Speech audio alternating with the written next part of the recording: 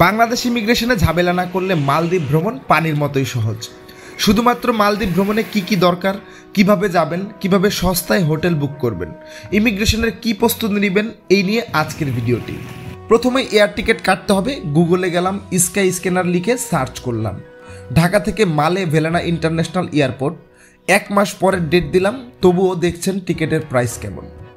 শ্রীলঙ্কা নিয়ারে ঢাকা মালে ঢাকা 53,000 প্লাস।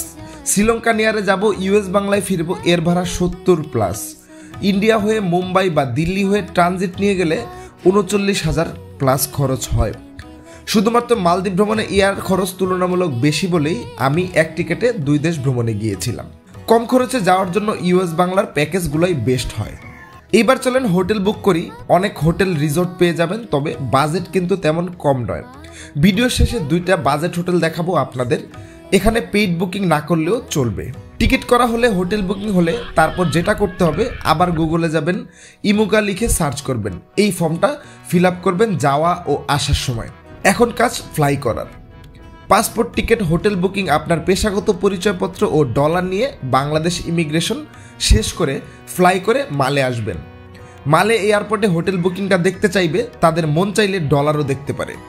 মালদ্বীপ ভ্রমণ পানির মতোই সহজ, যদি কাগজপত্র ও আপনার উদ্দেশ্য ঠিক থাকে।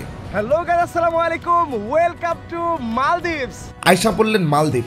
এবার চিন্তা কই থাকবেন যদি না পেইড বুকিং করা থাকে। এয়ারপোর্ট থেকে 80 রুপাইয়া দিয়ে প্রাইভেটে করে হলুমালে আসবেন। 600 থেকে 700 রুপাইয়া দিয়ে এই হোটেলটায় থাকতে পারবেন। In front of bitch. আমরা চলেন রুমটা আপনাদেরকে একটু দেখাই।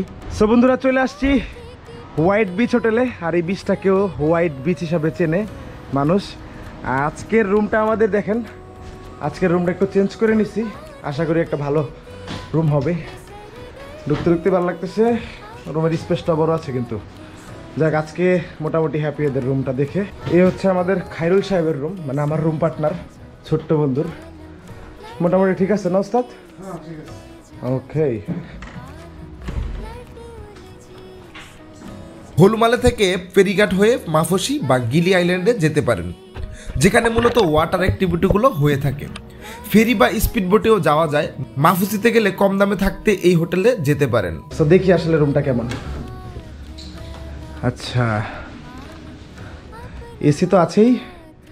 একটা মোটামুটি কিং বেড দেওয়া হয়েছে। আপনারা যারা স্টুডেন্ট আসবেন তারা চাইলে 3 জন থাকতে পারবেন। কাপল আসলে 2 জনে নাচ। আর হচ্ছে রুম থেকে ভিউ, আসলে সি ভিউ নেওয়া হয়নি। হ্যাঁ, এখান থেকে সি, রাইট লেফট 2 দিকেই হচ্ছে বিচ। আর হচ্ছে আমি ওদের ওয়াশরুমটা দেখি। বারান্দা আছে মনে হচ্ছে। ধরে বেড়ে জীবনে প্রথম দেখলাম এরকম কোনো দরজা। দেখছেন নাকি কিরকম দরজা ভাঙে যায়? Nice, clean, also toilet, amenities here. So বন্ধুরা, আমাদের 2 জনের রুমটা তো দেখছেন, 3 জনের রুমটা একটু দেখে নিতে পারেন। এখানে 3 জনের রুমটা দেখতেছেন, একটা কিং বেড আর হচ্ছে একটা সিঙ্গেল বেড।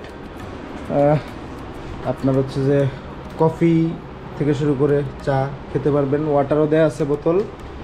আর হচ্ছে আপনার washroom like same, but room is different and view may be different. আসলে হ্যাঁ, মালদ্বীপ যেদিকে দেখবেন শুধু নীল আর নীল। এদিক থেকে হালকা হয়তো সিটা দেখা যাচ্ছে। মোটামুটি এই যে দেখতেছেন।